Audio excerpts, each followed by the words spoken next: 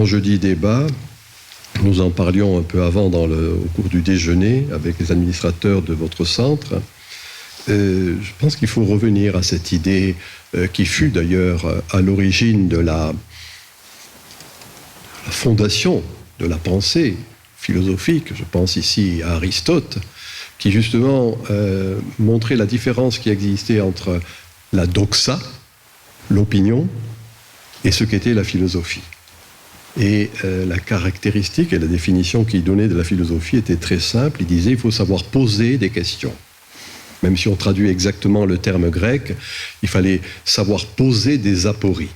C'est-à-dire, dans le fond, ne pas se contenter des réponses, mais bien évidemment, le plus bellement possible, le moins mal possible, arriver à justement cerner, en quelque sorte, la question. Et soyons clairs, dans ces moments de mutation que nous vivons, c'est bien cela qui est en jeu. Je pense d'ailleurs que c'est, si l'on sait faire cela, et encore une fois, ce n'est jamais aisé de savoir poser des questions, eh bien que l'on pourra être en phase avec l'émergence de l'énergie sociétale.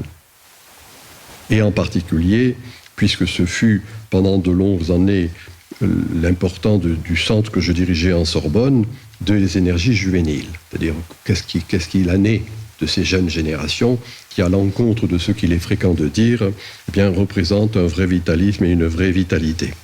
Et dans le fond, c'est ainsi, débat, poser des questions, que l'on pourra, à bien des égards, et j'aime beaucoup les étymologies parce que cela nous aide à penser, inventer l'avenir. La vraie invention, je le rappelle, invenire, c'est faire venir à jour ce qui est déjà là.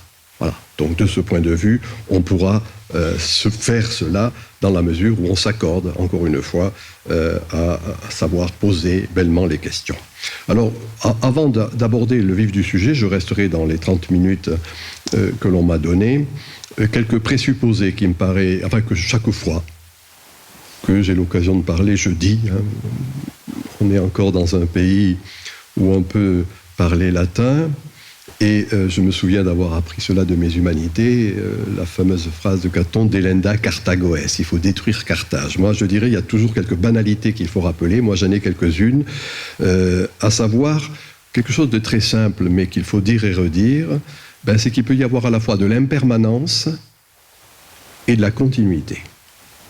Impermanence de telle manière d'être, de telle manière de penser, et en même temps continuité de la vie. Et quand on regarde sur 2000 ans de temps, qui est à peu près notre champ d'observation, les histoires humaines, on voit qu'il y a toujours des moments de décadence.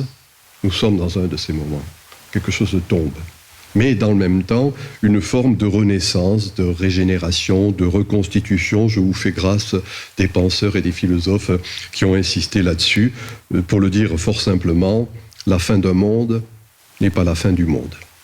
Ça, c'est la première banalité qu'il convient d'avoir à l'esprit, parce que, dans le fond, on a toujours peut-être quelque chose qui caractérise un peu notre tradition culturelle, occidentale, le fait qu'il y ait un linéarisme, un mythe du progrès. L'humanité serait partie d'un point A de barbarie pour arriver à un point B de civilisation absolue. C'est ça le linéarisme, c'est ça la philosophie de l'histoire qui a culminé, je le rappelle pour mémoire, au XIXe siècle, mais qui a par après contaminé toutes les manières de penser. Moi je dis au contraire, il y a des cycles, il y a des balancements, il y a des processus de compensation, on peut trouver des quantités d'expressions pour dire cela, mais pour ma part je considère que c'est cela qui est la crise. La crise n'est pas économique, ou plus exactement on prend toujours prétexte de l'aspect économique en oubliant la cause. On prend la conséquence pour la cause. La crise est sociétale, pour le dire simplement, c'est quand à un certain moment, en fonction de ce que je viens de dire, on n'a plus conscience de ce que l'on est, et du coup on n'a plus confiance en ce que l'on est. Et bien évidemment, cela s'opère quand il y a la fin d'une époque. Juste pour mémoire, rappelons que le mot époque en grec, ça signifie parenthèse. Une parenthèse, ça s'ouvre, une parenthèse, ça se ferme. Et donc, dans le fond, il faut accepter cette première banalité que je viens ici de dire. La deuxième banalité, là aussi j'insiste, Émilie Coutan a rappelé ce que je devais à Gilbert Durand, qui est un anthropologue de l'imaginaire, qui fut mon maître, Là encore, c'est quelque chose qui nous est difficile à penser, puisque dans la tradition française qui est la nôtre, eh bien regardez, il y a le réel et il y a ce qui est imaginaire. L'imaginaire, c'est dans le fond ce qui n'a pas de consistance, ce qui est nébuleux, ce qui ne prête pas à conséquence. Alors que je suis de ceux qui considèrent qu'il faut donner à ce mot imaginaire toute sa charge, dans le sens simple du terme. On est tributaire d'un climat stricto sensu, on est aussi tributaire d'un climat spirituel. Et comme il y a des changements climatiques en son sens strict, admettons qu'il puisse y avoir des changements climatiques, dans le fond, dans l'esprit du temps. Peut-être même, allons plus loin, l'esprit du temps, voilà une expression qui était celle de Hegel, philosophie du XIXe siècle. Moi, je dirais que c'est actuellement le temps de l'esprit qui va de plus en plus prévaloir, comme toute chose qui réémerge pour le meilleur et pour le pire. Et c'est dans le fond, quand on saisit cet imaginaire, j'ai bien dit atmosphère mentale, ce dans quoi l'on baigne, et bien que l'on peut comprendre, je reprends ici un terme qui est de plus en plus utilisé, mais que l'on doit à l'historien Braudel, l'écosystème. Tout se tient, l'économie, l'entreprise, management, éducation, politique, c'est ça l'écosystème. On est déterminé, dans le sens encore une fois simple du terme, par ce climat et les changements que je viens d'indiquer. Troisième banalité, là encore qu'il faut rappeler, dire et redire, quand il y a ces mutations, encore une fois, fin d'une époque, parenthèse qui se ferme, il y a très souvent, et cela est le cas actuellement, un décalage, une faillite des élites. Pour moi, les élites, ceux qui ont le pouvoir de dire, ceux qui ont le pouvoir de faire, journalistes, universitaires, hommes politiques, sous les diverses modulations. Pouvoir de dire, pouvoir de faire. Qui très souvent restent sur un logiciel dépassé et ne sont plus capables d'apprécier ce qui est, donner son prix. Par parenthèse, et c'est pas un simple problème, c'est pas un problème simple, c'est quand il y a ce décalage, cette déconnexion, que naissent les discours de haine, de xénophobie et de racisme. L'actualité n'est pas avare en ce sens pour nous le montrer. D'où la nécessité, bien évidemment, de sortir en quelque sorte de ce qu'un philosophe allemand Sloterdijk appelait nos routines philosophiques pour savoir trouver les mots. Moi je dis les mots moins faux possibles, les mots les plus pertinents pour en quelque sorte, encore une fois, saisir, comprendre et inventer, encore une fois, ce qui est. On se souvient de l'apologue qui a été très souvent dit et redit de Albert Camus, mal nommer les choses contribue au malheur du monde. Ce qu'on ne sait pas, c'est que quand Camus propose cette petite formule, eh bien c'est après une réflexion qu'il fait sur une petite histoire chinoise, l'empire se délite. L'empereur va consulter le sage, et lui sage le dit, il faut s'asseoir et trouver les mots. Et c'est en ce sens qu'il a cette expression, mal nommer les choses contribue au malheur du monde, d'où la nécessité, je dis bien, au-delà de nos diverses incantations, multiples et diverses, eh bien, voir, essayer de trouver, je dis bien moi, non pas encore une fois des concepts dans leur rigidité, mais, je répète ma formule, des mots qui soient les moins faux possibles, des métaphores, analogies, notions, enfin peu importe les termes, qui nous permettent en quelque sorte d'accompagner ce qui est. Voilà les préliminaires, voilà mes présupposés. Avec, bien évidemment, encore une fois, ce qui est le corrélat de cela, c'est qu'il n'y a pas, pour moi, rupture. Il y a tout simplement des modulations diverses. Il est un terme que les sociologues emploient, en tout cas moi que j'ai essayé de proposer au débat intellectuel et que j'ai repris à un sociologue américain qui s'appelle Sorokin, spécialiste de la culture, et qui parlait d'un processus de saturation. Dans le sens simple du terme, les diverses molécules qui composent un corps donné, qui soit réel ou qui soit dans le mythe, eh bien, cela ne fonctionne plus par usure, fatigue, il y a déstructuration de ce corps. Ce que montre Sorokin concernant la culture, encore une fois, non pas une science stricto sensu, mais une connaissance du monde, ce que j'essaie de faire. Dans ce moment-là, ces diverses molécules vont entrer dans une autre composition. C'est mon hypothèse aussi. Quelque chose cesse, c'est par là que j'ai commencé, impermanence, et en même temps continuité. Et ce, dans tous les domaines. Si on l'applique, bien sûr, au domaine qui nous est propre aujourd'hui, pour moi, c'est à peu près la même chose. Il y a eu une certaine conception du monde qui s'est élaborée sur une certaine conception de la science. elle est en train de se saturer, ça se poursuit sous une autre forme. Alors très rapidement, et je l'indique ici que pour mémoire, je vous donnerai un titre si cela vous intéresse, de diagnostic, généalogie, de ce que par après on a appelé science, développement technologique. La généalogie, elle a été faite par un grand penseur, un historien américain qui s'appelle Thomas Kuhn et qui a structuré des révolutions scientifiques, qui montre bien cette relation qui existe, découverte scientifique, application technologique, organisation de la société. Et Thomas Kuhn montre bien, en quelque sorte, très rapidement, comment on voit, sur quelques siècles, s'élaborer d'abord dans la culture gréco-latine l'importance du logos, par opposition au simple mythos, au mythe. Comment cela, au Moyen-Âge, va devenir la doctrina, la doctrine. Et comment cela va aboutir, à partir du XVIIe siècle, à ce qui va être la science moderne. Et montre-t-il encore, et je trouve que l'analyse est pertinente et d'ailleurs fort agréable à lire, eh bien il montre que c'est à partir de là que s'élabore une célébration monomaniaque du progrès, le progressisme, le grand mythe du progrès qui s'élabore au XIXe siècle. Je m'en suis servi puisqu'en effet, ma thèse d'État à l'époque reposait pour partie sur l'élaboration ou l'analyse de ce mythe du progrès.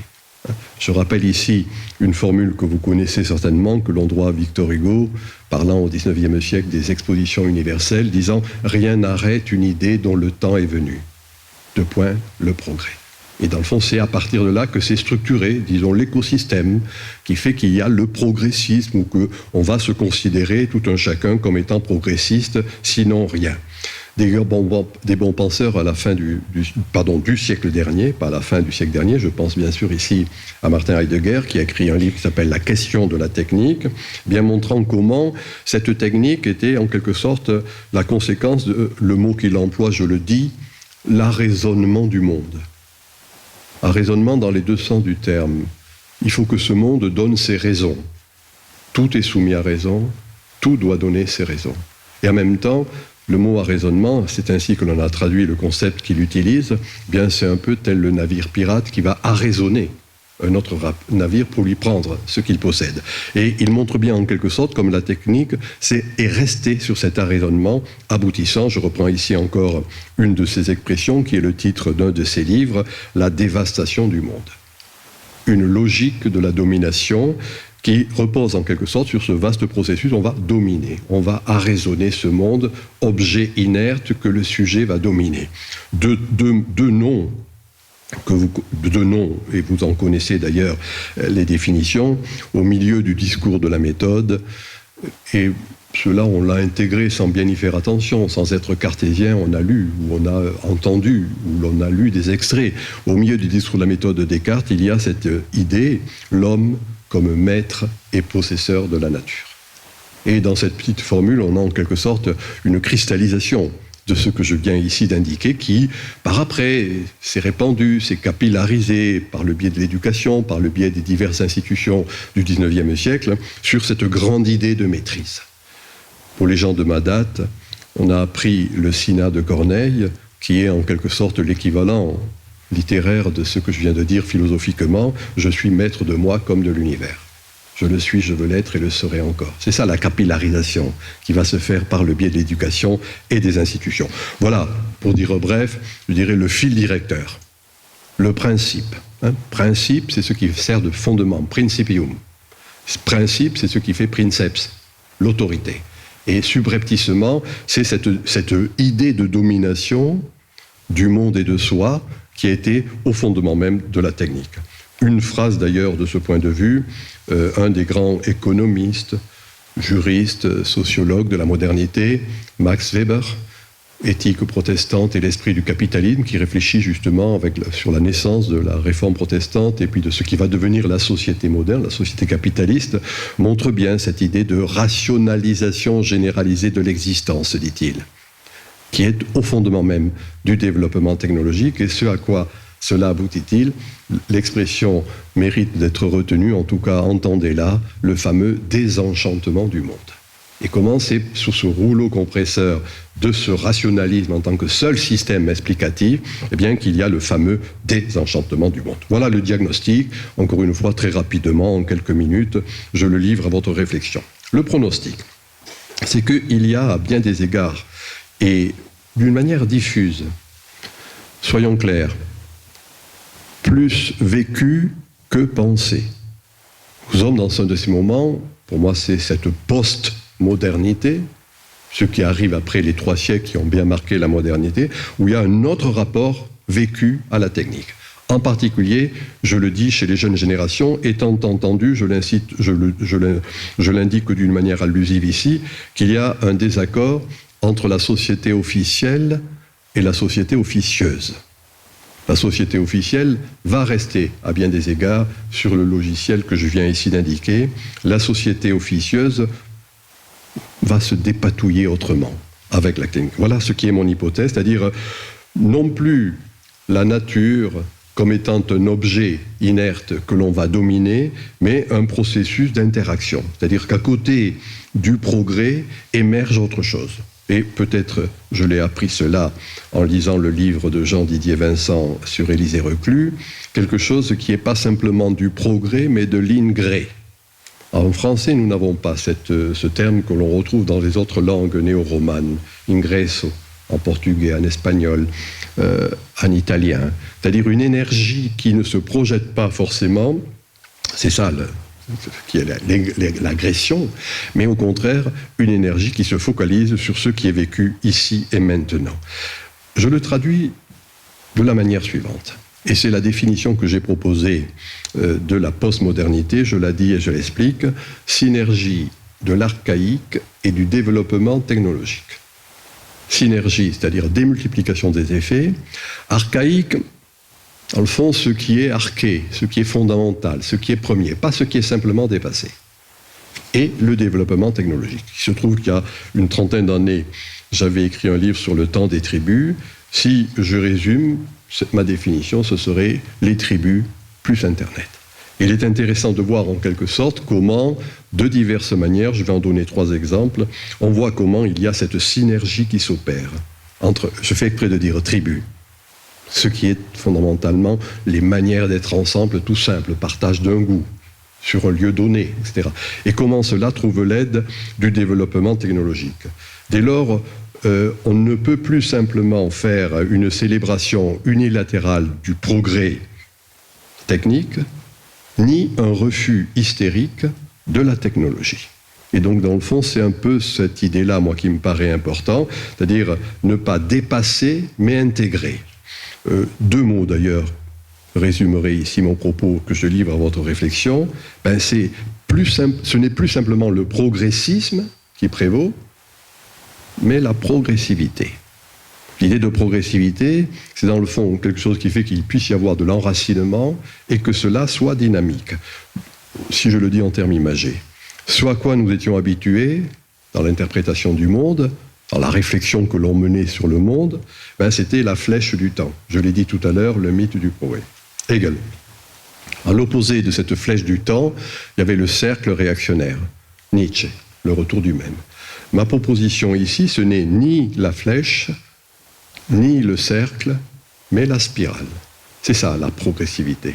C'est ça l'enracinement dynamique. Quelque chose qui fait qu'à la fois, il puisse y avoir, bien évidemment, une dynamique, dynamis en grec, ça veut dire la force, à partir de ses racines.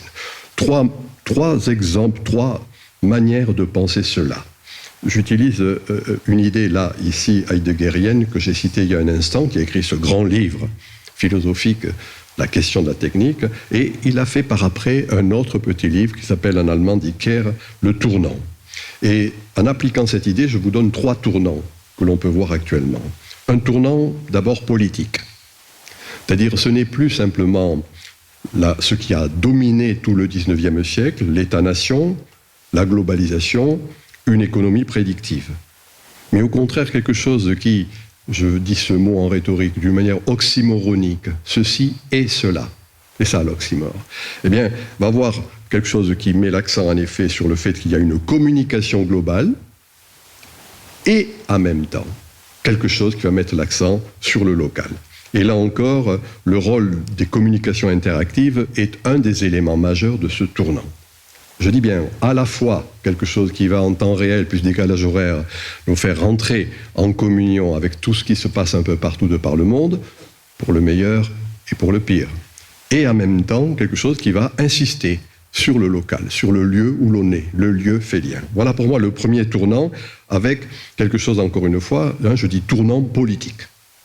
Non plus penser le politique sur le lointain, mais le politique proxémique, à partir de ce que je vis ici avec d'autres. L'autre tournant serait un tournant sociétal. C'est-à-dire, alors sociétal, le mot est un peu à la mode.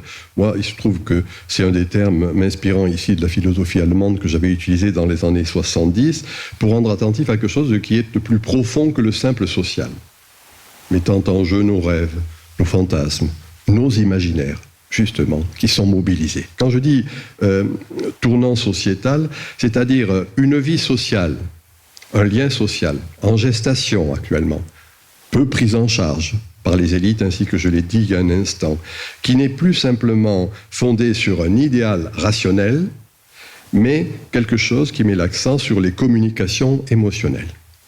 Émotions sportives, musicales, religieuses, consommatoires. Cet émotionnel revient à l'ordre du jour. Ce n'est plus simplement le contrat social rousseauiste que l'on connaît, mais, et c'est ainsi, il faut être attentif à ces mots, René Char dit « Les mots savent de nous ce que nous ignorons d'eux, ils anticipent ». Le mot pacte, le contrat rationnel, le pacte émotionnel.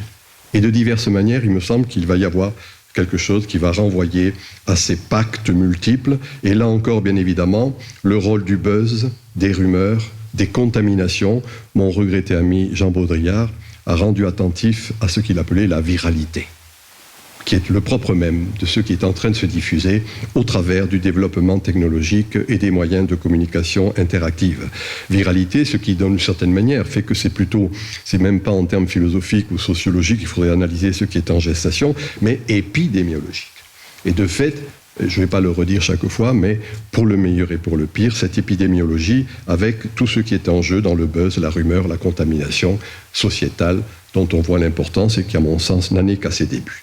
Le troisième tournant, je l'appellerai un tournant de la socialité, en particulier repérable chez les jeunes générations, je vous l'ai dit, comment, d'une certaine manière, grâce à la mobilisation des sens, du sensualisme, eh bien, c'est cela qui va expliquer les multiples rébellions contemporaines.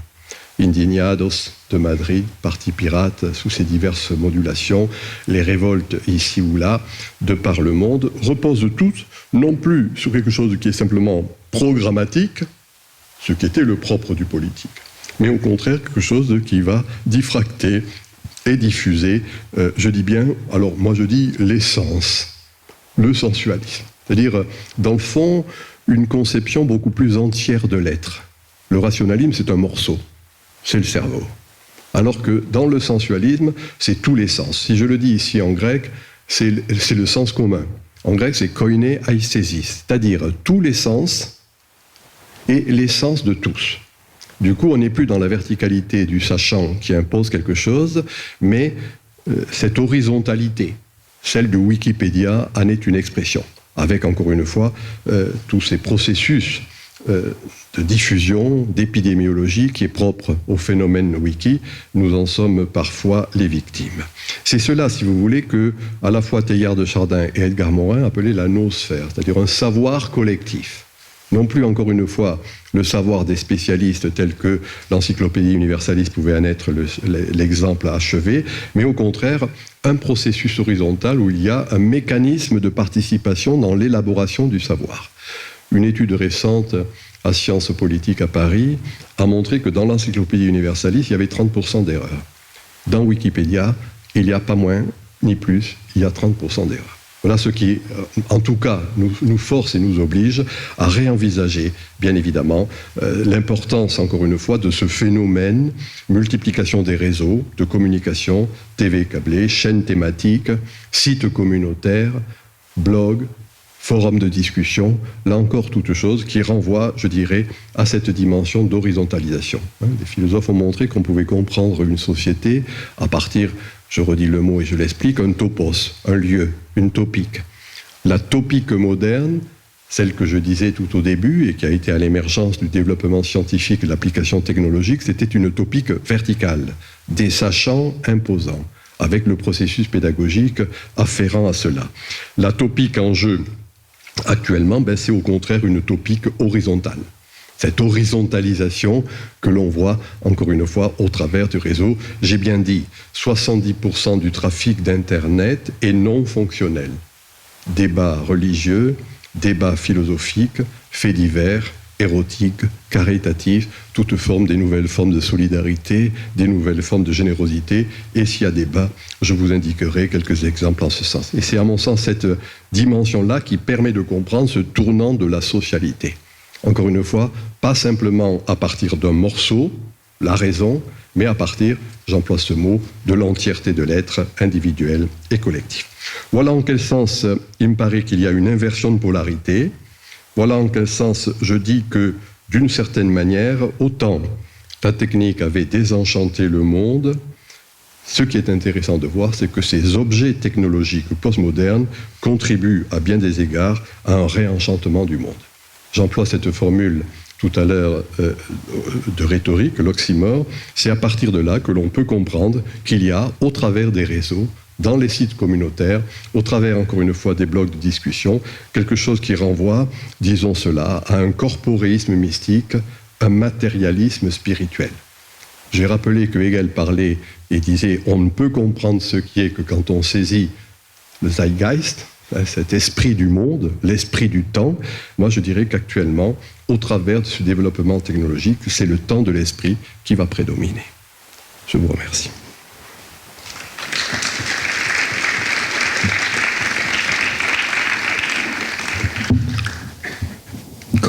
Comment parler maintenant après ces délices, ces délices étymologiques que l'on suce comme des bonbons pour se concerter, de ne pas aller au cœur des choses.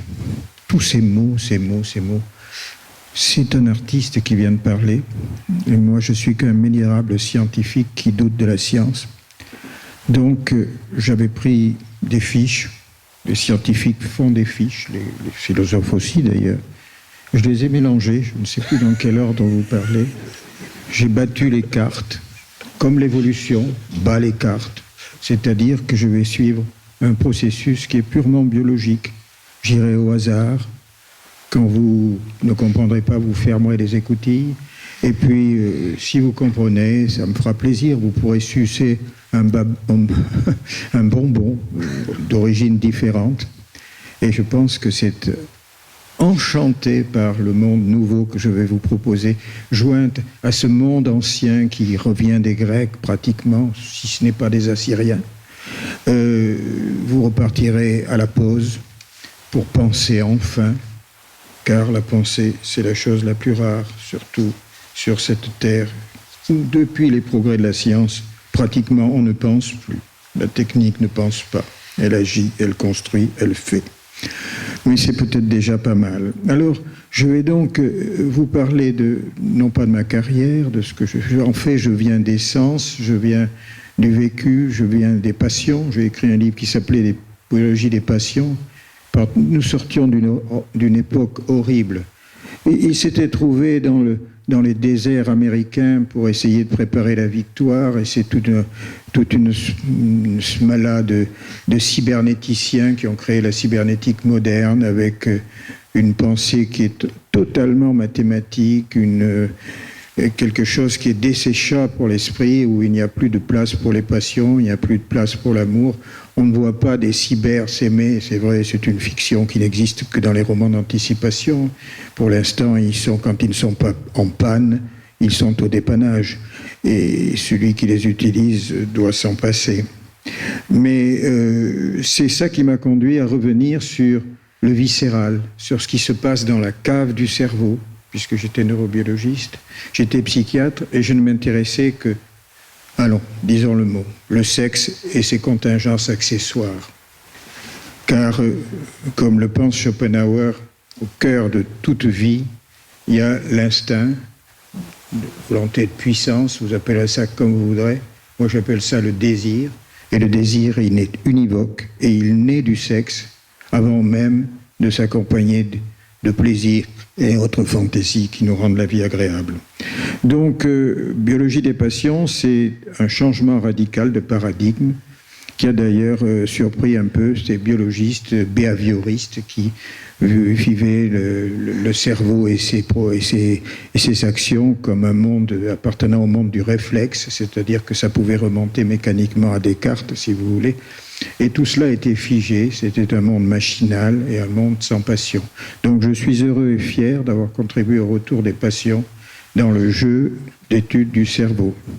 Ce qui fait que ma réflexion sera beaucoup moins philosophique que celle, parce que je ne suis pas philosophe et que je ne comprends pas bien tout ce que je lis.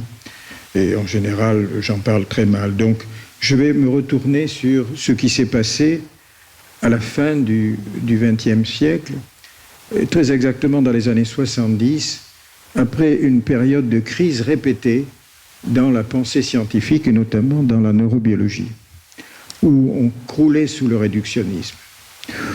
Je ne voudrais pas mettre en cause certains de mes amis qui pensaient qu'on pouvait réduire le cerveau à un cerveau-machine et que, au-delà de ça, l'âme n'était qu'un accessoire superfétatoire.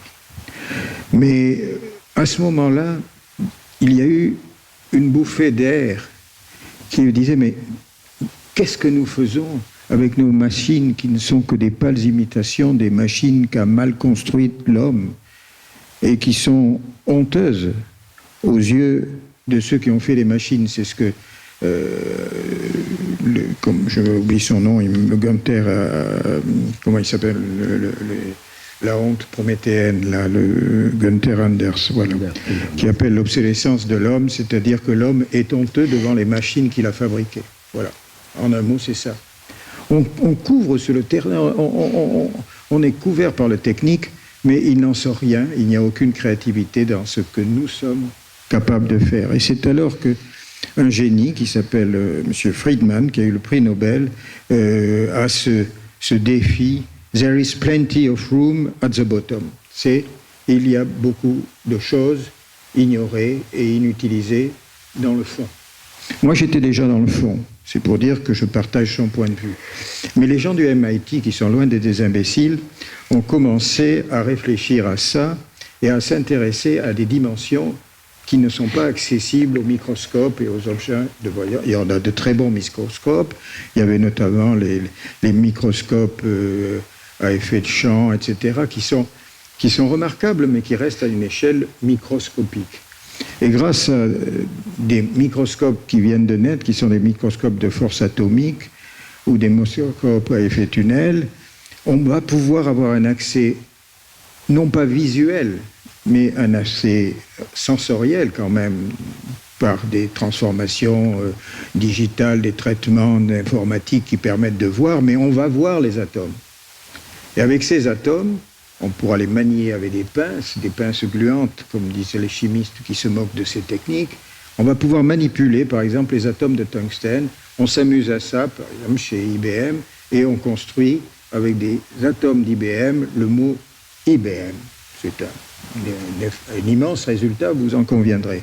Mais il y a des gens qui sont beaucoup plus sérieux, comme Drexler, qui va faire un livre qui sera séminal, qui s'appelle Engines of Creation, qui est des années 70, et qui présente ce qu'il va appeler des nanobots, c'est-à-dire des petites choses qu'il considère comme vivantes, qui sont capables il l'espère, de reproduction, mais qui sont capables d'avoir des comportements, et des comportements qui ont une certaine autonomie. Il leur manquera pendant longtemps un moteur, mais à ce moment-là, il va y avoir une sorte de kermesse objets qui fait que les pièces nano vont être assemblées pour créer de nouveaux objets, des objets qui n'ont pas d'existence, puisqu'ils sont faits d'une matière nanométrique qui existe certes, mais au hasard de la nature, comme par exemple dans un feu de bois, il y a quelques nanoparticules, mais c'est rien.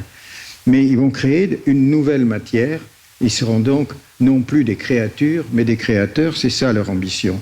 C'est une ambition qui est prométhéenne, bien entendu, mais qui va au-delà du prométhéen. Et ils vont donc créer à la fois d'un côté, parce que c'est tous des gens qui viennent de l'intelligence artificielle, qui, comme son nom l'indique, est très artificielle, et qui critiquent le cerveau tel qu'il est, c'est-à-dire le cerveau est une meat machine, c'est-à-dire un morceau de viande en quelque sorte, et bloody mass of organic matter. Et ils veulent y introduire justement de la technique et quelque chose qui soit efficace. Il s'agira donc de canaliser les forces naturelles dans un monde de l'artifice humain. Question donc qui va rapidement progresser et vont naître les nanotechnologies. Alors là, l'événement de naissance, il est chimique. On va créer justement des nouvelles matières qui n'ont pas d'équivalent dans la nature. Première, c'est les fullérenes, qui a été créé en hommage, enfin je peux dire qu'on a été nommé fulérène de Fuller, qui est le créateur des géodes, notamment de la géode de l'exposition de Montréal. Et donc c'est un nouveau cristal de carbone. Vous savez, il y a le diamant, il y a le charbon, et puis il y a les fulérènes. Les fulérènes qui sont faits de 60 hexagones qui sont couplés, qui forment donc une bulle comme un ballon de football. Et Fuller était un grand amateur de ballons, c'est pour ça qu'on donne son nom et on appelle ça les fulérènes, qui vont permettre à 2 chimistes d'avoir le prix Nobel. Mais l'étonnant, c'est que ce n'est pas fabriqué par manipulation des atomes, comme le pensent possible les pionniers donc des nano-engins, mais c'est quelque chose qui va relever de la simple chimie et non pas des pâtes sales, c'est-à-dire des pinces à laser avec lesquelles on a l'espérance de manipuler les atomes. Donc c'est le départ quand même d'une grande aventure de ces molécules qui vont occuper l'intérêt, puisque à côté des fulérènes, il va y avoir les fibres de carbone. Vous ne pouvez pas voler dans un avion aujourd'hui qui ne contienne des fibres de carbone. Et puis, ce sera ensuite, c'est l'aboutissement de ces fibres de carbone, des nanotubes, et il y aura également, c'est l'ultime forme de cristal, c'est les graphènes, qui sont une des priorités du programme européen de recherche de l'année 2013. Et ces graphènes sont constitués d'une monocouche d'atomes de carbone, c'est-à-dire qu'ils vont conduire les électrons pratiquement à la vitesse de la lumière, perdre toute masse, et ils vont avoir des propriétés physiques absolument extraordinaires vis-à-vis de la chaleur, de la conductance, etc. Et maintenant, les graphènes commencent à devenir des constituants, des nouveaux calculateurs. Et inutile de vous dire quelle performance va atteindre ce type de support par rapport au grossier silicone. Voilà. Donc, c'est ce nanomonde qui s'amorce d'abord par des choses assez triviales, mais qui va se reprendre comme une traînée de poudre. Et maintenant, si vous faites attention à vos sous-vêtements, vous avez des chaussettes qui sont avec des fibres de carbone, et vous avez des chaussettes qui sont antiseptiques et qui ne sentent pas. Enfin, je suppose que toi qui es toujours au progrès des vestimentaires, tu portes des chaussettes qui pourraient être achetées au Vatican, n'en sont pas moins, à contenir des antiseptiques aux nanoparticules d'argent. Les évêques ne badinent pas avec les chaussettes. C'est en général la première chose qu'on voit chez un évêque. Des filtres solaires transparents, des peintures, des ciments, des vélos, des cannes à pêche et des merveilleuses armes. Cette énumération qui évoque un peu l'ancien catalogue de Manu France est un peu fastidieux, mais n'empêche qu'à côté de ça, il y a de vraies réalisations, comme par exemple la brouette nano, qui est faite avec simplement 5 molécules pour transporter des molécules. Et simplement, il manque le moteur, c'est toujours ça. On commence à faire quelques moteurs, et il y a notamment, on a des chariots, des transporteurs qui peuvent être animés par des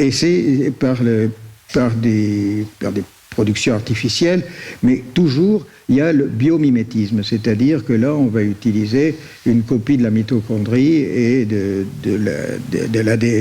l'ADN mitochondrial et de la gestion de l'énergie par les mitochondries.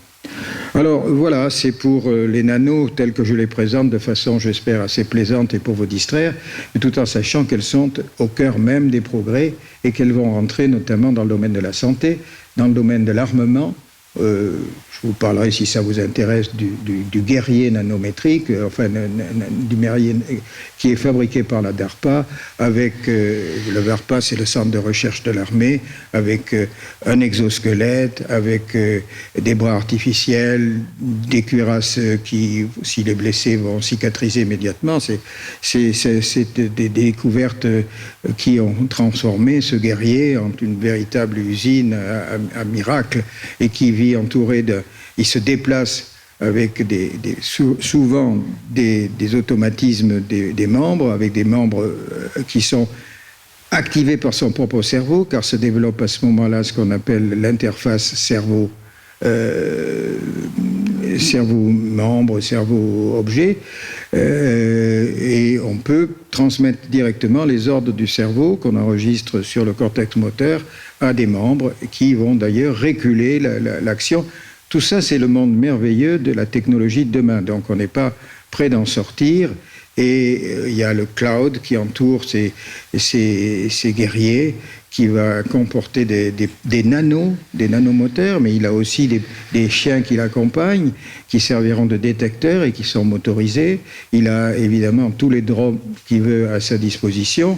C'est quand même quelque chose d'assez extraordinaire que ces guerriers du futur.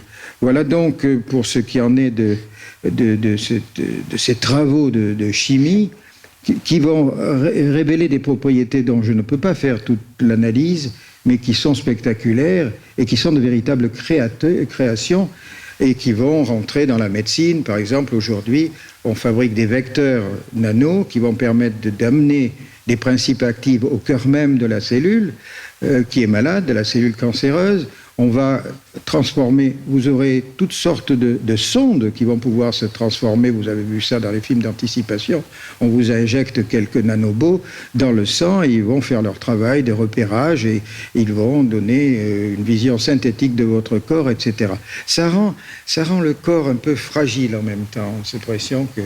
Et c'est le risque de ces nanos, c'est qu'ils sont inaccessibles au dosage, ils passent partout. Ils résistent au filtre. On ne peut pas filtrer les nanos. Donc ça passe partout et il y a des risques. Ça peut devenir des poisons, ça peut devenir des agents toxiques qui vont pouvoir tuer peut-être quelquefois. Donc il y a souvent une certaine réticence à manier toutes ces nanotechnologies. Donc ça va convertir.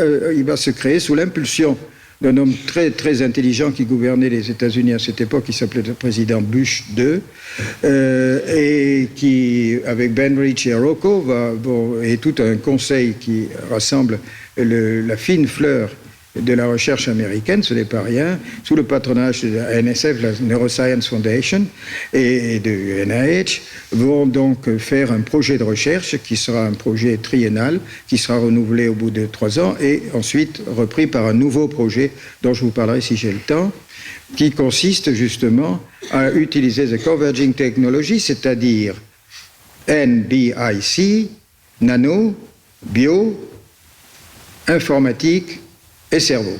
Cerveau, tout ce que vous voudrez, cognitif, ça dépend si on croit au cerveau ou si on n'y croit pas.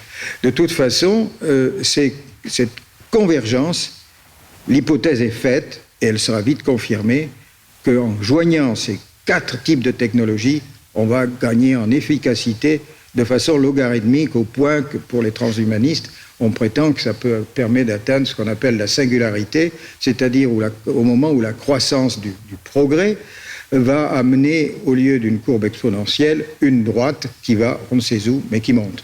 Et là, tout est permis, on ne sait pas ce que nous réservera ce lendemain de la singularité, qui est le cri de guerre du directeur actuel Google, qui est à la pointe de tous ces fantasmes qui se réalisent. C'est ça peut-être les drames dont on pourra discuter avec la Google menace, la googlisation de la recherche.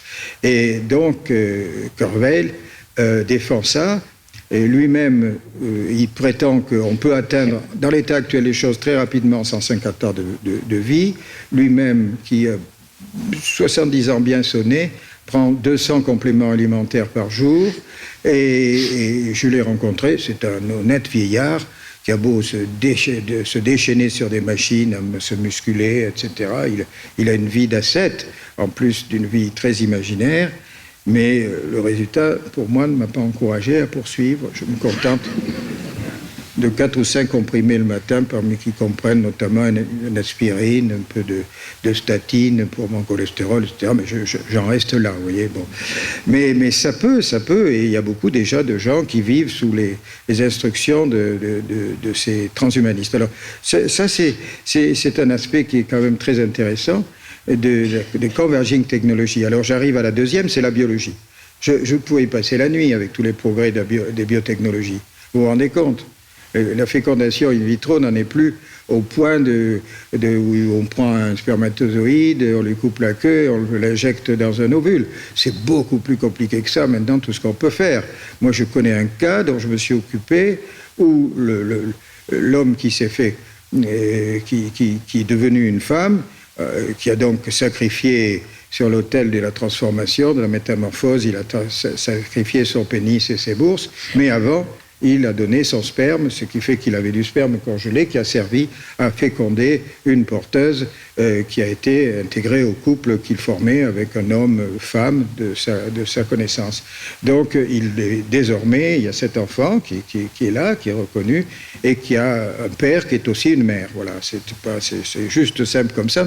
Mais pour les juristes de l'an de 1000 et quelques, ce sera aussi un satané problème. Donc, ces problèmes-là, comme les mères porteuses et tout ça, c'est une source de troubles. Les mères porteuses, c'est une hérésie dans la mesure où on sait aujourd'hui que c'est la porteuse qui donne l'essentiel à l'expression du génome qui lui a été confié par le phénomène d'empreinte qui fait qu'une seule partie de nos chromosomes, de nos gènes sont activés à cause de la présence du sérum de la mère, donc avec ses propres gènes. Donc ce phénomène d'empreinte rend la mère porteuse au moins aussi important que la mère donneuse. Tout cela, il faut en parler parce que c'est quelque chose sur lequel la société se bat beaucoup, avec beaucoup de conviction, et qu'on va défiler dans les rues, notamment les prédécesseurs de la banlieue riche et catholique, pour manifester de façon violente et quelquefois avec des passages à l'acte, pour s'opposer à la fécondation in vitro, etc., et aux homosexuels dans la foulée. Donc, nous sommes là dans des situations de conflit qui ne sont pas encourageantes, mais en même temps, est-ce qu'on peut reculer? Vous poserez la question. Alors ensuite, il y a l'autre, c'est l'informatique. Alors l'informatique, ça, vous en voyez à la fois les méfaits et les bienfaits, avec les big data maintenant, qui ont remplacé l'expérience. C'est-à-dire qu'avec des milliards de données, on arrive à remplacer des expériences pour en tirer quelque chose de significatif. Notamment, l'industrie pharmaceutique ne fait pratiquement plus de recherche d'essais sur les malades. Ils se contentent de tirer des molécules de sens des big data. Et on verra où ça va nous conduire, tout ça. Mais les ordinateurs ont atteint une puissance absolument colossale. On attend les ordinateurs quantiques qui doivent amener à des puissances de calcul extraordinaires. Déjà, celui du CEA en France a atteint je ne sais pas combien de superbits, là, de mégabits, etc. Mais les ordinateurs quantiques n'en sont malheureusement pas pour demain, car je dois vous dire, alors c'est là où on voit les obstacles se lever, c'est qu'on ne peut pas pénétrer du domaine nanométrique au domaine quantique. C'est juste une question je n'ose pas dire de rationalité pour la gestion de l'univers. Un univers n'est pas raisonnable, mais quand même un monde est plus ou moins incompatible avec un autre monde, et le monde quantique ne peut pas marcher avec le monde microscopique, et encore moins avec le monde nano, qui s'en rapproche, et quelquefois le presque semblable est pire que le différent.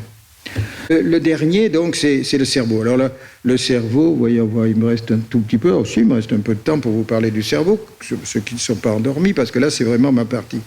Et le cerveau, c'est absolument bouleversé. Bien sûr, on va dans le réductionnisme en plus de réductionnisme. C'est pas encore que ma fascination pour la psyché, c'est-à-dire pour l'affect, pour tout ce qui commande l'action, va s'exprimer derrière les grands cognitivistes qui vont nous bricoler avec un pouvoir d'expérimentation qui est extraordinaire. Alors, juste simplement pour vous donner quelques détails, aujourd'hui, on commence à voir une approche à l'échelon du neurone, en remplaçant les électrodes par des photodes. Alors pour ça veut dire qu'on va injecter dans le cerveau, placer dans le cerveau par la technique stéréométrique classique, on va mettre à l'emplacement que l'on choisit, au voisinage d'un neurone, une photode qui fait c'est-à-dire une fibre optique qui dispense soit de la lumière bleue, soit de la lumière jaune. Vous direz pourquoi. Mais auparavant, il a fallu traiter les neurones en les transfixant avec des oxynes, c'est-à-dire des protéines qui sont sensibles à la lumière et qu'on trouve soit dans les bactéries, soit dans les algues. Alors vous transfectez le neurone de votre choix par une oxyne et après, vous allez pouvoir soit l'exciter, soit l'inhiber. C'est-à-dire que vous allez faire du mécano au niveau du neurone. Et vous allez ainsi, par exemple, dans les phénomènes dans l'étude de la mémoire, reconstituer ce qu'on a appelé des engrammes, et une théorie qui avait été totalement abandonnée en disant que la mémoire était faite de réseaux circonscrits qui correspondaient à une trace du souvenir. Alors aujourd'hui, on sait justement, en travaillant notamment sur des structures qui participent à la mémoire, on sait modifier les souvenirs.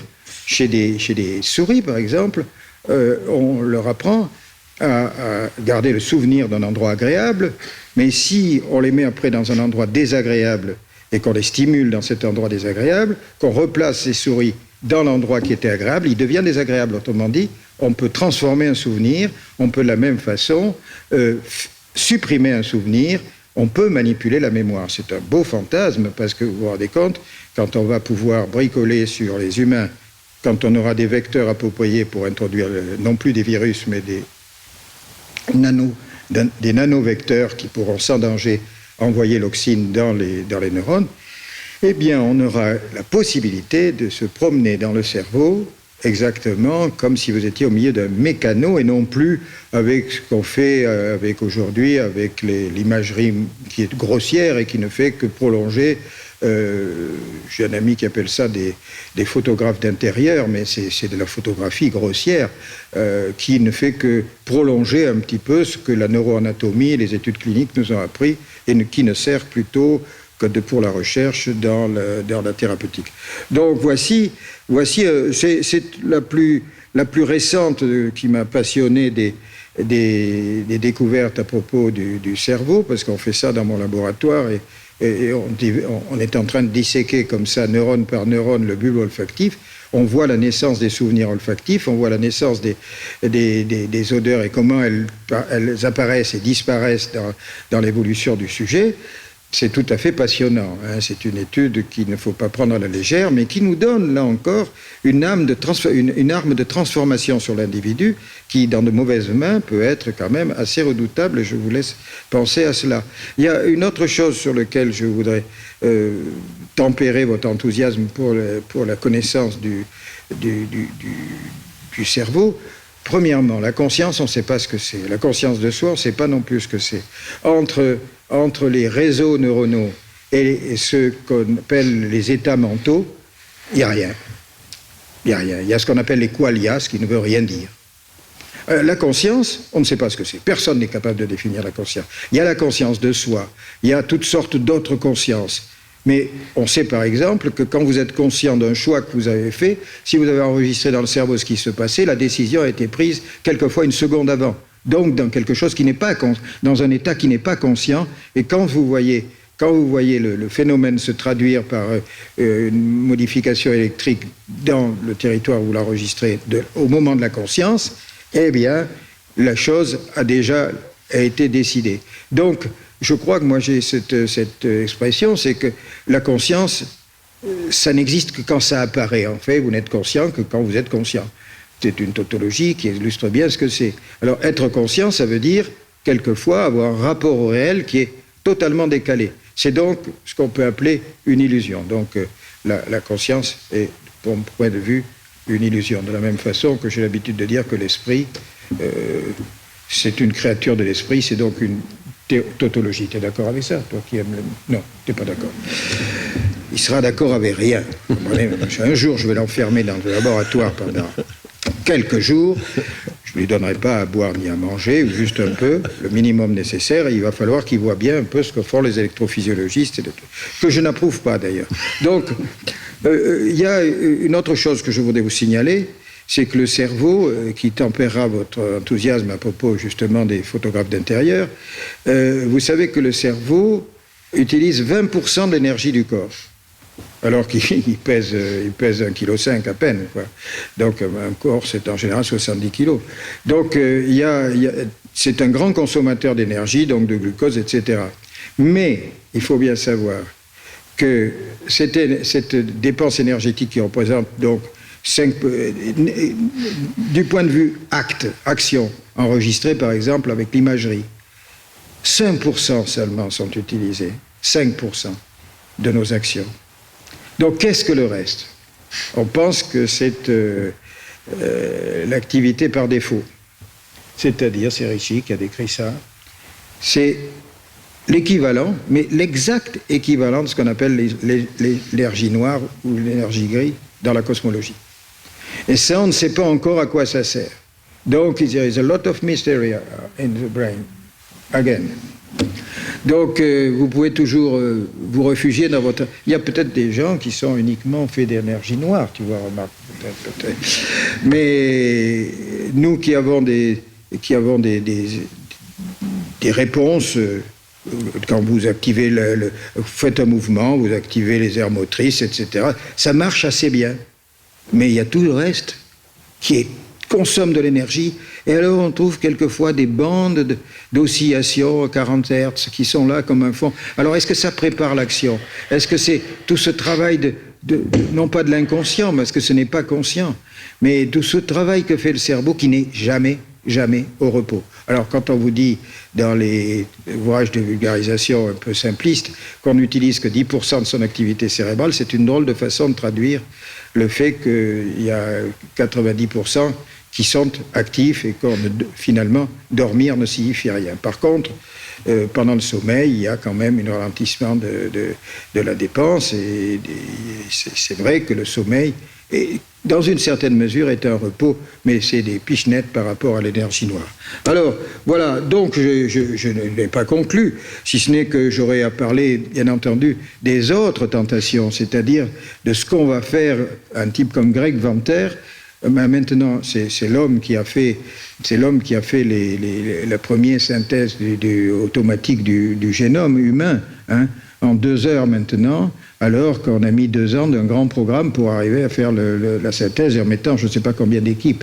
Maintenant, ça se fait comme ça automatiquement. Donc, il ne faut pas non plus désespérer des progrès techniques, même si on est bien embarrassé le jour où on aura son génome. J'ai proposé d'installer un poste pour faire le génome automatique des visiteurs à l'entrée de l'ASCO 5. Je fais partie de l'administration de cette glorieuse entreprise, ce qui fait qu'on pourra en direct comparer son génome à celui de Cro-Magnon, des trucs comme ça. On aura des surprises. On retrouvera probablement quelquefois des liens de parenté avec quelques Cro-Magnons. Alors, c'est vrai que quand vous voyez quelques habitants de Dordogne, vous pouvez vous dire qu'il y a quand même une petite ressemblance. Mais donc, ça se passera comme ça. Donc, Greg Venter, maintenant, s'attaque à la vie synthétique. La vie synthétique. C'est-à-dire faire du vivant, faire une cellule. Alors, pour l'instant, Et beaucoup de ces créateurs de miracles, je ne vous ai pas parlé de l'interface cerveau-bras, cerveau-organe, etc. Mais tout ça, c'est un peu quelquefois de la manipulation qui est de la trappe-couillon, si je puis dire en anglais. Donc, il a fait des génomes. Vous pouvez, je vous dis tout de suite, vous pouvez faire des génomes dans votre cuisine si vous êtes bien équipé, mais avec un truc à salade, vous pouvez faire une centrifugeuse, etc. Vous pouvez, si vous êtes malin, il y a des hackers du génome qui fabriquent des génomes. Hein, c'est comme ça. Et ils ont des prix, chacun fait son génome à la maison. Comme la salade. C'est à peu près les mêmes technologies. Donc, il a mis ce génome artificiel dans un fantôme de cellules, c'est-à-dire dans la membrane vide. Et ça marche. Bon. Alors, maintenant, il n'y a plus qu'à faire une membrane. Dans l'évolution, dans l'origine de l'espèce, ça a été l'étape la plus difficile pour arriver à faire l'UCA, the Last Universal Common Ancestor. Vous savez qu'on descend tous d'une seule cellule qui s'appelle l'UCA, Last Universal Common Ancestor. Voilà. Alors, on est sur cette voie de progrès stationnel. Alors, ceci étant juste un tableau de la situation politique, c'est Google et les 10 grands de Silicon Valley qui sont aux manettes. J'ai passé 3 mois, 2 mois et demi dans cette vallée. J'étais bien logé à Palo Alto et j'allais visiter tous ces gens et je racontais des drôles de pistolets. Mais il y en a beaucoup qui sont à la recherche de l'algorithme qui va permettre de rentrer dans la pensée. Un algorithme qui va pouvoir, avec des supports des supports justement maintenant avec ces nouveaux graphènes, qu'on pourra mettre. Elles seront bien tolérées parce qu'elles seront en graphène et protégées contre un rejet. On pourra introduire des programmes moteurs dans un cerveau qui n'est pas destiné à cela. Ça, vous voyez, on est à la limite du éthiquement répréhensible ou difficile à savoir. Alors, quand on va pouvoir manipuler directement le cerveau, ça, avec les interventions optiques, vous voyez qu'on jongle dans l'avenir avec des moments difficiles qui sont dans les mains de Google et de quelques autres. Est-ce qu'ils auront, déjà d'avoir mis un homme aussi redoutable que le père de la singularité à la tête de la recherche de Google, mais ils ont créé des satellites à côté, ils ont des petites entreprises qui sont en quelque sorte les gens qui vont dans la limite du licite et de l'illicite. Et il y a évidemment certains rebelles qui manifestent, des donneurs d'alarme qui disent « Attention à Google, là où ils nous amènent, comme ils sont plus riches que tous les États, ou d'un certain nombre d'États, ils ont un budget absolument faramineux. On ne sait pas ce qu'ils peuvent faire, et il faudra donc surveiller leurs actions avec vigilance et y envoyer quelques philosophes méfiants. » J'ai toujours été tarabusté par cette idée, la science ne pense pas. Oui, c'est ça, moi je le redis souvent, ça. Et en t'écoutant, il n'avait pas tort, je crois. Non. mais je suis le premier à dire que la science ne pense pas, effectivement, oui. Et que, par exemple... Non, mais la suite de la formule, c'était de dire, dans le fond, une distinction entre ce qui est exact et ce qui est vrai. Ah oui.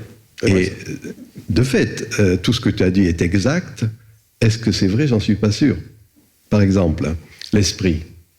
Ah oui, c'est une création de l'esprit, donc voilà. il n'y a aucune raison que il ce n'en soit reste réel. pas moins que quand on peut voir historiquement, à quelque niveau que ce soit, et empiriquement, et l'actualité n'est pas avare en ce sens d'exemples, montrant que ce sont les idées qui mènent le monde. Et donc, il y a lieu quand même de réfléchir justement à ce que sont ces idées, émanations de l'esprit. Hein, et donc, voilà. Alors, mais je vais quand même te poser une question. Ce que je pense avoir compris, tu es préoccupé par le désir. Absolument. Bien. Donc, ça, j'ai compris.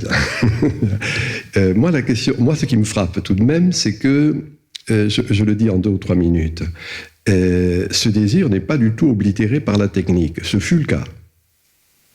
Actuellement, ce qui est frappant, c'est de voir qu'il y a encore une fois cette conjonction « et ». Je donne des exemples précis. comment peut-on expliquer contemporainement la multiplication de ces quelque chose co-location, co-working, co-machin, co-truc, etc. Bien. C'est le cum, c'est avec.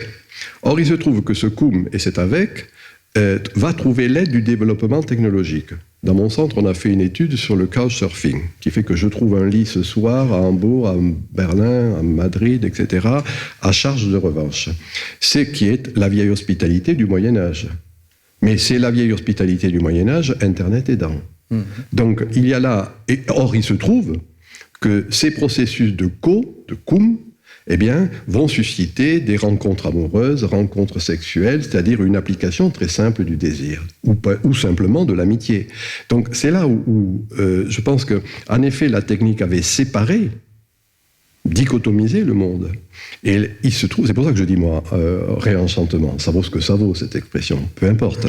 Mais en tout cas, montrant que ces vieilles lunes, qu'était l'hospitalité, un truc un peu ringard, dans le fond, qu'on avait cru dépasser, c'est pour ça que je dis archaïque, fondamental, trouve l'aide de ce développement technologique. Or, dans chacun de ces cas, moi, j'ai des kilos d'exemples à donner de mes étudiants qui ont trouvé la relation amoureuse, la relation sexuelle, l'amitié, etc., au travers de l'utilisation de ce développement technologique. Tu vois, alors évidemment, où en est le désir? Là, il me semble qu'il y a là un type d'application intéressante. Les publicitaires ont souvent le nez creux.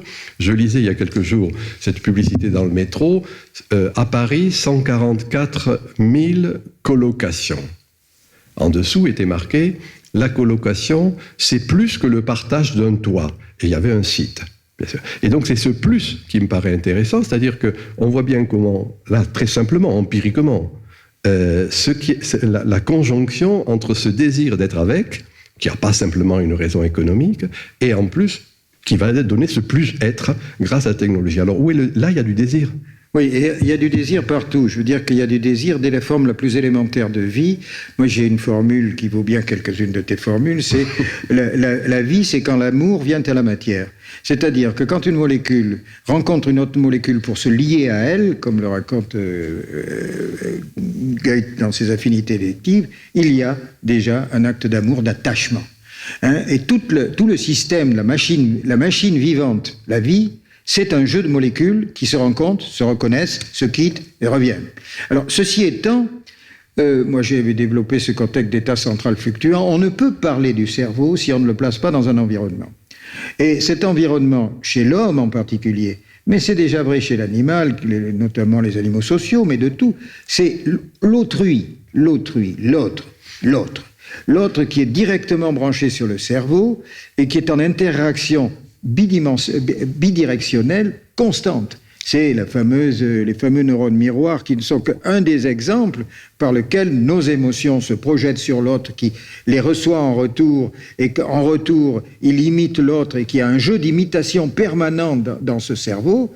Et évidemment, ça intervient dans la gestion du désir. Ce désir, il vient se poser le plus souvent sur un objet, mais cet objet a toujours quelque chose de vivant dès l'instant où le désir prend son sens auprès de l'autre. C'est l'autre qui spécifie le désir.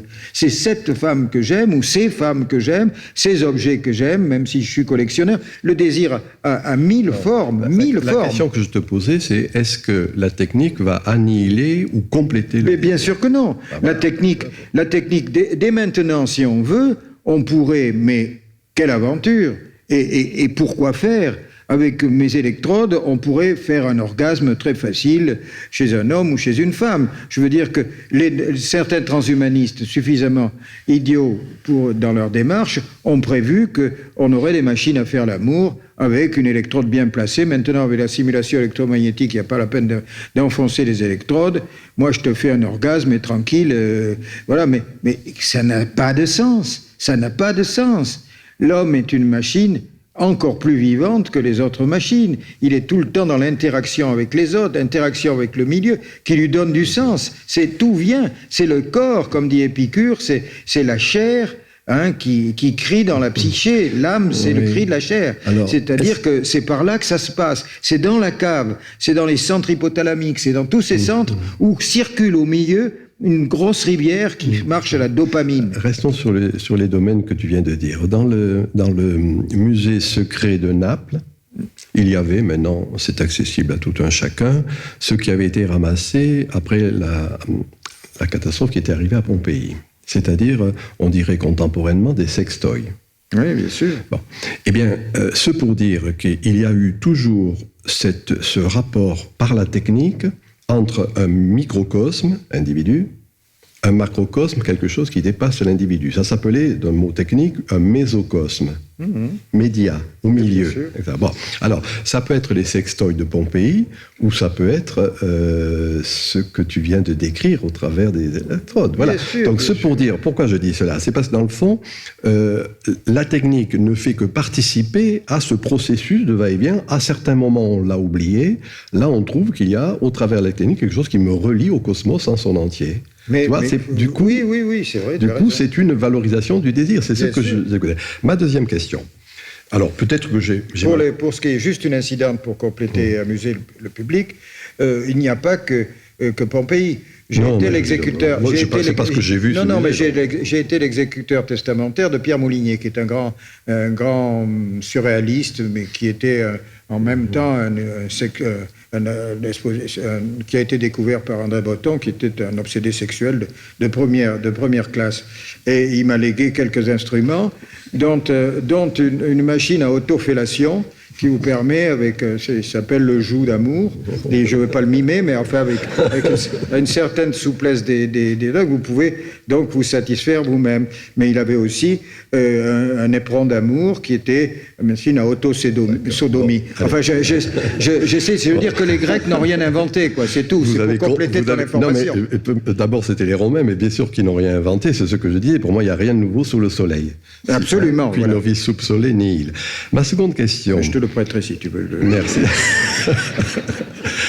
Il est coquin. Non, merci, ça va très bien comme ça. Ai-je bien compris?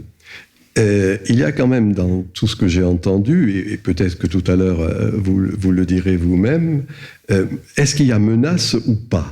2 ou 3 fois tu dis c'est dangereux, c'est ceci, c'est cela, etc. Alors, d'une certaine manière, le développement technologique en la matière fût au travers des fantasmes absolus. Peut-être une manière, dans le fond, d'avoir une conception beaucoup plus globale du réel. Un réel qui intègre les fantasmes, les fantaisies, les fantasmagories. C'est ça l'imaginaire. Alors qu'on a eu une conception purement rachitique de la réalité, en philosophie, il y a 2 mots. Réalité, c'est le principe de réalité. Économique, politique, c'est quelque chose qui est réducteur. Le réel, c'est la capacité d'intégrer, dans le fond, des éléments potentiels, des mythes, des légendes, des choses comme ça. Et est-ce que, justement, ce qui est en jeu, quand je disais 70% du trafic d'Internet ont trait à des discussions philosophiques, religieuses ou érotiques, est-ce que c'est pas une capacité, grâce au développement technologique, à mobiliser ces fantasmes, ces fantaisies, ces mythes, etc. Toi, donc, est-ce que c'est dangereux? Je ne saurais te dire. C'est sûr que ton discours est séduisant. C'est sûr que cette fête à Bacchus, cette fête Dionysa, c'est permanente, c'est séduisant. C'est sûrement séduisant. Mais dans ces excès, parce que finalement, les Grecs ou les Romains avaient des mystères pour faire que ces choses-là ne soient pas trop répandues, qu'elles soient contrôlées par un peu de sacré, quelque chose qui portait des freins. Là, c'est cette sorte de débauche mentale qui me fait un petit peu peur parce qu'elle a porte ouverte à beaucoup de désordre. Et c'est mon côté protestant qui ressort peut-être là, tu vois. Moi, j'ai été banni pendant 1 mois du collège parce qu'on m'avait surpris en train de décider des femmes à poil. Mais je veux dire que ils sont puritains. J'avais été condamné à effacer les toilettes. Pendant toute une semaine de récréation, et c'était une ancienne colonie pénitentiaire, inutile de vous dire que je me suis éduqué en effaçant ces portes de toilette.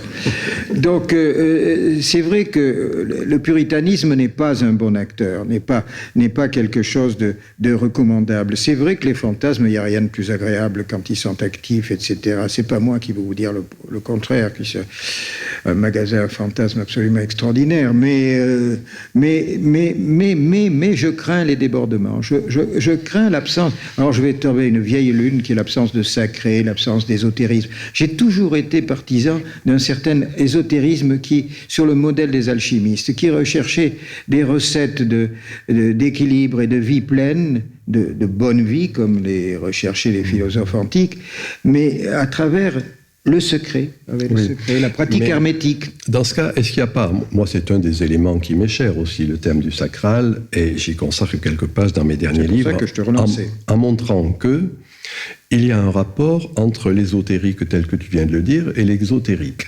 Et que les sociétés équilibrées ont été des sociétés qui ont fait là une dialogie.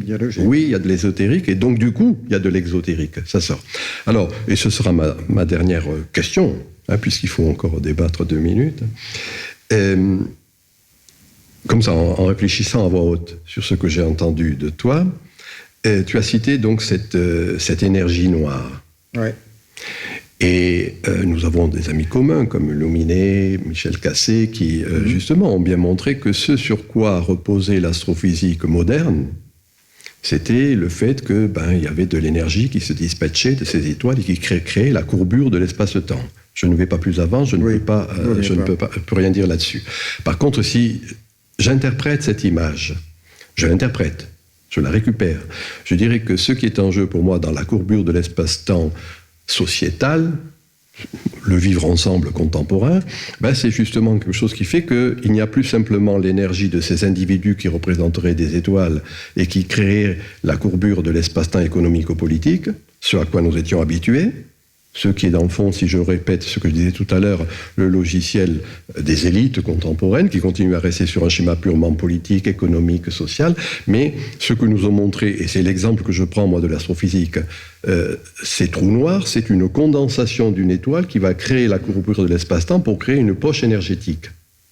Et les trous noirs, dans le fond, c'est ça. Il me paraît qu'actuellement, la technologie favorise ces trous noirs, métaphoriquement, métaphoriquement, c'est-à-dire dans le fond, le fait qu'au travers des sites communautaires, il y avoir tel type de discussions philosophiques, religieuses, etc., qui vont s'échapper de ce à quoi nous étions habitués, la courbure de l'espace-temps économico-politique. Et donc, m'intéressent dans le fond ces trous noirs sociétaux.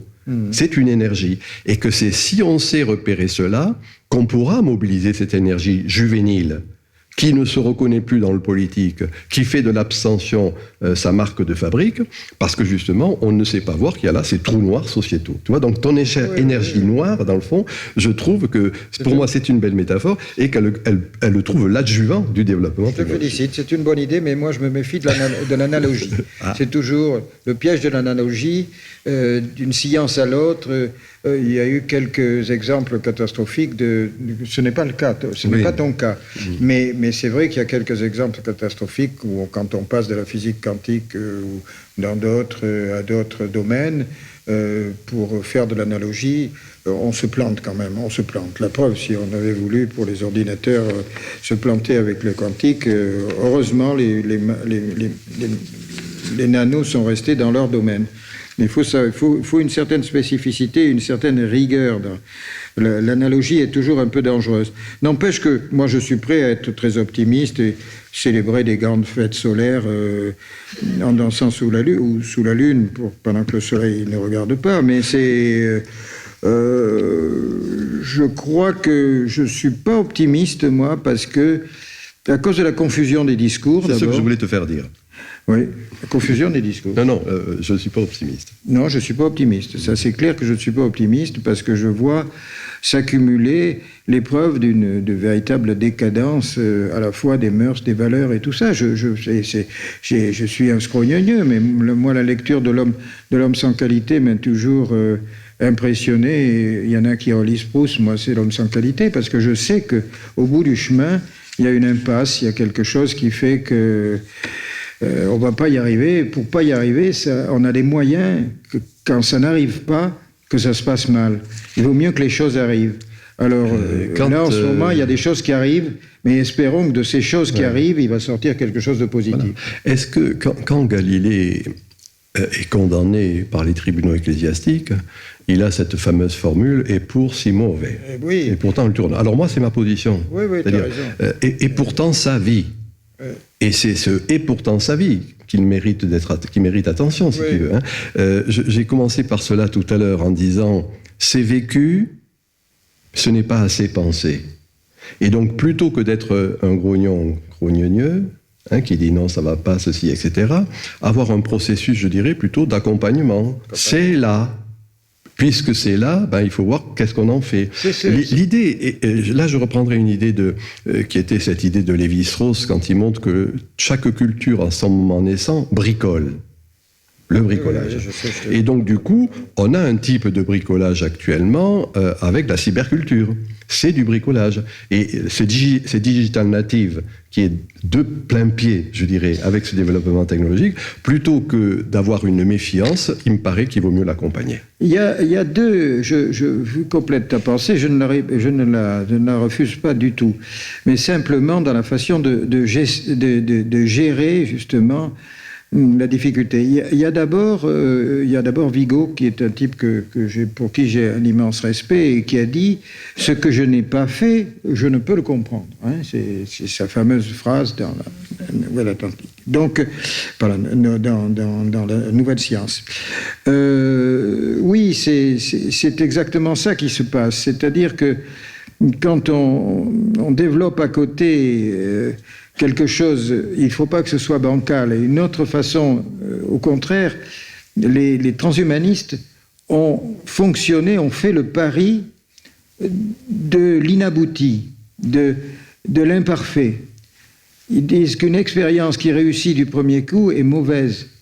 C'est de l'erreur, comme dans l'évolution darwinienne, que naît la bonne réalisation. Autrement dit, il faut que ça ne marche pas, et on peut, par le jeu même de la sélection naturelle, qu'ils cherchent à imiter dans leurs actions, on va sortir quelque chose de bien dont on sera content. Il faut donc savoir l'accompagner. Il faut savoir l'accompagner. Eh bien, écoute, associons-nous au lieu de nous battre pour accompagner tout ce qui est de bonnes choses. Et maintenant, on a un casse bibendum, non?